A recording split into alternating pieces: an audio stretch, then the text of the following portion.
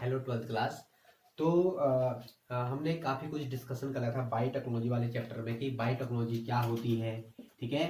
उसके बाद हमने देखा था कि भाई कि जो बायोटेक है आपका, उसका स्कोप क्या होता है। ठीक है, उसका एप्लीकेशंस क्या होता है। तो काफ़ी कुछ हमने इसमें डिस्कस कर लिया था। एक चीज़ आपको बता दूं कि बायोटेक्नोलॉजी आप अपने भविष्य के तौर पर भी देख सकते हैं। बायोटेक्नोलॉजी जो नेक्स्ट जो फ्यूचर होगा बेटा, वो बायोटेक का फ्यूचर होगा। वो आज आप लिख के ले लो कि जो नेक्स्ट फ्यूचर होगा वो बायोटेक ही का फ्यूचर होना है। ठीक है, क्योंकि बायोटेक्नोलॉजी में इतना ज्यादा डिमांड है आज की डेट में, और इतना ज्यादा स्कोप है इसमें कि सबसे ज्यादा जो उभरता हुआ साइंस है वो क्या है आज की डेट में, बायोटेक्नोलॉजी है। चाहे वो आज आप देख लो, कोरोना वायरस का सब जगह इफेक्ट चल रहा है ना। तो आज सब जगह क्या ढूंढी जा रही है, वैक्सीन ढूंढी जा रही है। ठीक है, तो जो वैक्सीन बनाई जाएंगी वो बायोटेक, जो बायोटेक के स्टूडेंट्स होंगे या बायोटेक में जो रिसर्च कर रहा होगा, जो इस प्रकार से इन चीजों पे रिसर्च करता होगा, तो वही क्या करेगा, वैक्सीन को क्या करेगा, ढूंढ निकाल सकता है। ठीक है, तो आज जो है बायोटेक का बहुत बड़ा क्या है, फील्ड है। ठीक है, तो हमने बेसिकली कल बात भी की थी हमने पिछले वाले लेक्चर में कि किस प्रकार से आपका आरडीटी को बनाया जाता है, यानी रिकॉम्बिनेंट डीएनए आपका बनाया जाता है। ठीक है, तो हमने बात की थी उसमें कि आपके पास क्या होगा बेटा, जो आपका बैक्टीरिया है। ठीक है, जो आपका बैक्टीरिया है, इस बैक्टीरिया में क्या होता है बेटा, एक प्लाज्मिड भी होता है। ठीक है ना, हमने पहले ही बोला था कि भाई एक तो एक्स्ट्रा ये देखो, प्लाज्मिड क्या होता है, बैक्टीरिया के अंदर क्या होते हैं, मौजूद होते हैं।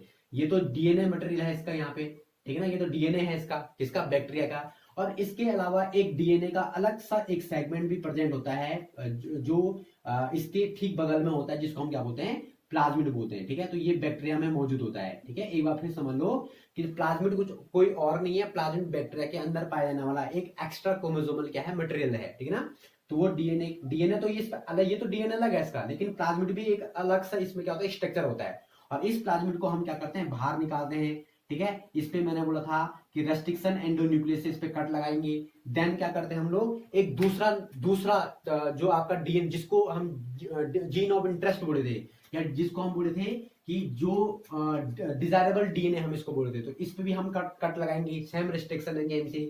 देन मैंने बोला था जो कट मिलेगा हमको, उसको क्या कर लेंगे हम लोग यहाँ पे ऐड कर लेंगे। तो इसी टेक्नोलॉजी, ये जो हम ये है, इसको हम क्या बोले थे, आरडी बोले थे, यानी कि रिकॉम्बिनेंट डीएनए इसको बोले थे। और देन इसको फिर कहां डालते थे, हम बैक्टीरिया के अंदर डालते थे। ठीक है ना, तो ये जो ये स्टेप्स है, ये हम आगे भी डिस्कस करेंगे। अभी आपको इतना ध्यान रखना है कि हमने प्लाज्मिड को निकाला, प्लाज्मिड में हमने डीएनए जोड़ दिया, ऐड कर लिया, और ऐड करने के बाद हमने कहां डाल दिया, फिर इस डीएनए को कहां डाल दिया, इस बैक्टीरिया के अंदर डाल दिया, और जो प्रोडक्शन मुझे चाहिए वो यहां से क्या होता है, निकलता रहेगा। ठीक है ना, तो ये बेसिकली बेसिक फंडा है किसका, बायोटेक्नोलॉजी का, या रिकॉम्बिनेंट डीएनए का क्या है, बेसिक फंडा है। ठीक है, आज हम जानेंगे कि रेस्ट्रिक्शन एंजाइम्स क्या होते हैं। और उससे पहले जो हमको ये चीज जाननी है बेटा, कि जो आपका डीएनए टेक्नोलॉजी होती है या रिकॉम्बिनेंट डीएनए जो टेक्नोलॉजी होती है, इसके दो मेन जो आपके एंजाइम्स हैं वो है कौन। तो पहला तो आपका यही है रेस्ट्रिक्शन एंजाइम, जिसको हम बोले, जो डीएनए पे कट लगाएगा और प्लाज्मिड पे कट लगा सकता है। ठीक है, दूसरा जो उसका सबसे मेन होता है वो होता है आपका डीएनए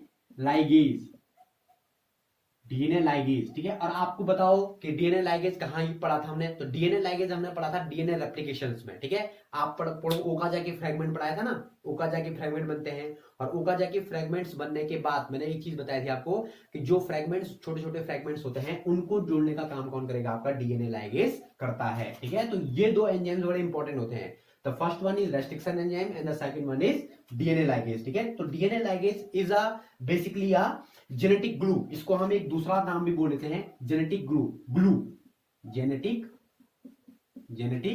ग्लू।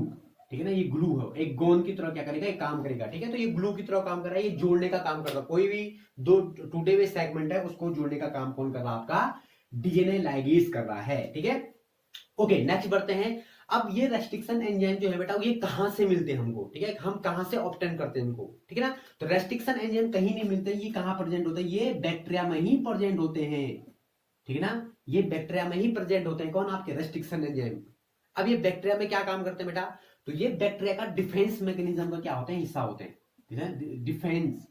ठीक है, ये डिफेंस मैकेनिज्म का क्या होता है, हिस्सा होते हैं। ये डिफेंस मैकेनिज्म का हिस्सा कैसे हो गया बेटा, देखो, अगर देखो बैक्टीरिया पे अटैक कौन करेगा, बैक्टीरिया पे बेसिकली अटैक करते हैं कौन, वायरसेस। पढ़ा होगा आपने, बैक्टीरियोफेग वायरस, बैक्टीरियोफेग वायरसेस पढ़ा है ना, हार्ट से चेंज एक्सपेरिमेंट याद करो, बैक्टीरियोफेग एक्सपेरिमेंट है ना, जिसमें हमने क्या देखा था कि जो बैक्टीरियोफेग जो वायरसेस थे, उसको हमने बैक्टीरिया पे क्या कराया था, एक प्रकार से क्या करता है, अटैक करवाया था। ठीक है, अब ये वायरसेस का स्ट्रक्चर कैसा होता है ये भी ध्यान रखो। ठीक है, हमने क्या बोलता है, ये प्रोटीन कोड होता है इसका बाहर से। ठीक है ना, ये प्रोटीन कोड इसका होता है।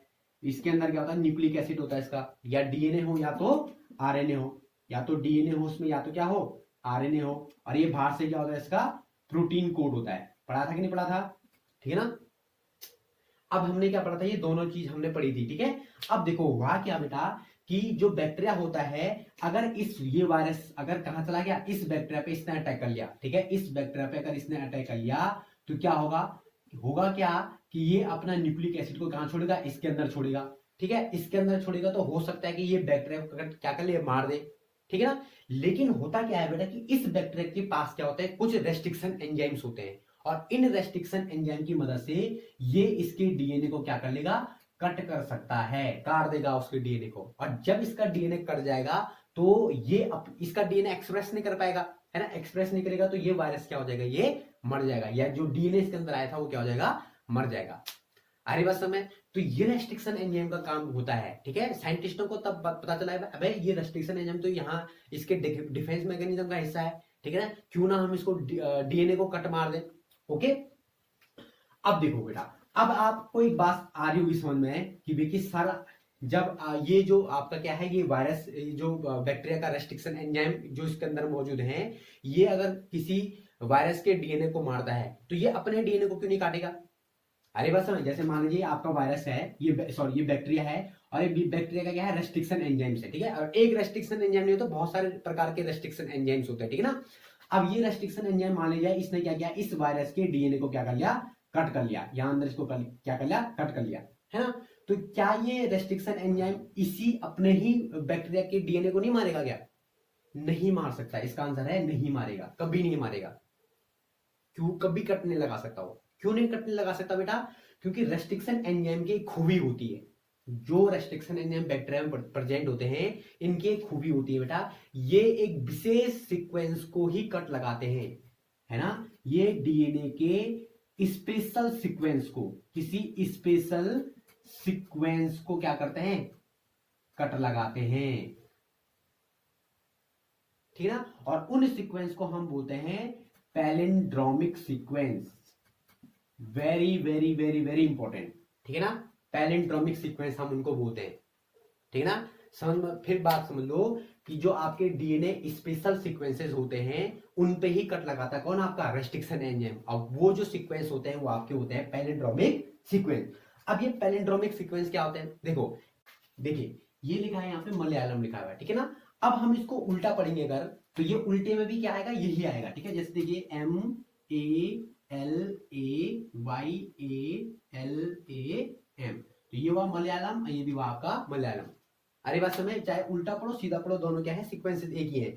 यानी कि पैलिंड्रोमिक सीक्वेंसेस वो सीक्वेंसेस होते हैं जो आगे से भी वही पढ़ा जाता है और पीछे से भी वही पढ़ा जाता है, इनको हम पैलिंड्रोमिक सीक्वेंस बोलते हैं। ठीक है ना, तो जो आपका डीएनए होता है बेटा, जो आपका रेस्ट्रिक्शन एंजाइम्स होते हैं, वो रेस्ट्रिक्शन एंजाइम्स ऐसे पैलिंड्रोमिक सीक्वेंस को पहचानते हैं, और ऐसे पैलिंड्रोमिक सीक्वेंस को पहचानने के बाद क्या करते हैं, वो इन पे ऐसे सीक्वेंस पे कट लगाते हैं। ठीक है, अब ये तो हमने खाली सोचने के लिए, क्या पढ़ने के लिए ऐसा बता रखा आपको। ठीक है ना, बेसिकली होता क्या है, अगर मैं बात करूं किसकी, इको R1। ठीक है, इको R1 क्या है बेटा, इको R1 एक रेस्ट्रिक्शन एंजाइम है जो हमको इकोलाई बैक्टीरिया से मिलता है। ठीक है ना, ये ध्यान रखना, इको R1 इकोलाई बैक्टीरिया से हमको मिलता है। ठीक है ना, रेस्ट्रिक्शन एंजाइम कहां से मिलता है, बैक्टीरिया से मिलता है। ठीक है, तो इको R1 एक रेस्ट्रिक्शन एंजाइम है जो एक बैक्टीरिया से मिलता है जिसका नाम क्या है, इकोलाई बैक्टीरिया, और इस बैक्टीरिया को तो आप पहचानते ही होंगे। ठीक है ना, अब देखो बेटा, ये एक स्पेशल सीक्वेंस पे क्या लगाता है, कट लगाता है। एक डीएनए के स्पेशल सीक्वेंस को पढ़ के क्या लगाएगा, ये कट लगाएगा। अब वो सीक्वेंस है आपका GAATTC,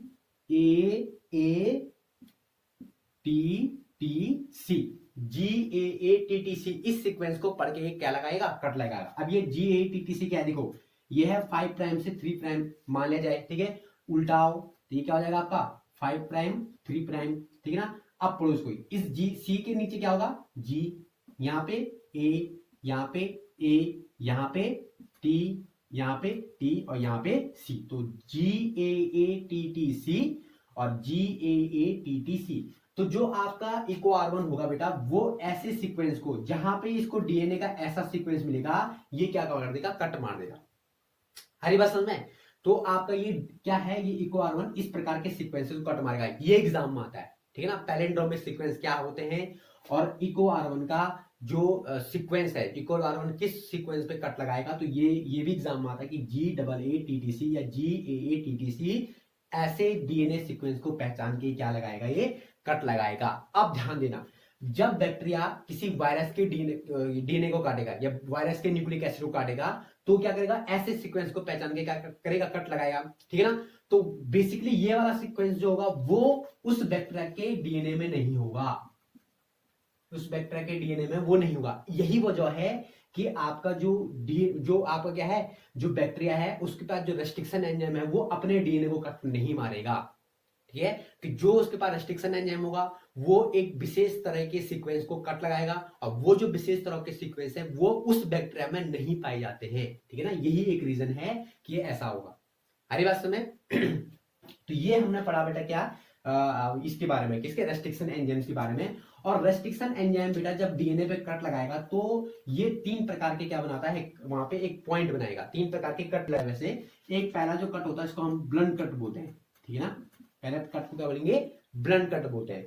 और दूसरा जो कट मानेगा वो है आपका 5 प्राइम ओवरहैंग कट, ठीक है ना, 5 प्राइम ओवरहैंग कट, ठीक है ना। और एक तीसरा कट ये मारेगा 3 prime overhang cut, 3 prime overhang cut, ठीक है ना। 5 प्राइम ओवरहैंग कट हम बाद में देखेंगे, 3 प्राइम ओवर कट हम बाद में देखेंगे, ठीक है। अभी हम केवल ब्लंट कट को देख रहे हैं कि ब्लंट कट होता क्या है। देखो ये आपका डीएनए का सीक्वेंस है, ठीक है ना। ये 5 प्राइम से 3 प्राइम है, ये आपका 5 प्राइम से 3 प्राइम है, ठीक है। तो ये डीएनए का सीक्वेंस है ये आपका, ठीक है ना। इसने क्या क्या कट मार दिया बीच में, यहाँ पे कट मार दिया, तो ये कैसे बनेंगे, ये हो गया 2 सीक्वेंस इधर चले गए, 2 यहाँ चले गए, ये होगा ब्लंट कट, ठीक है ना। This is called a blunt cut, ये क्या होगा आपका ब्लंट कट होगा, ठीक है।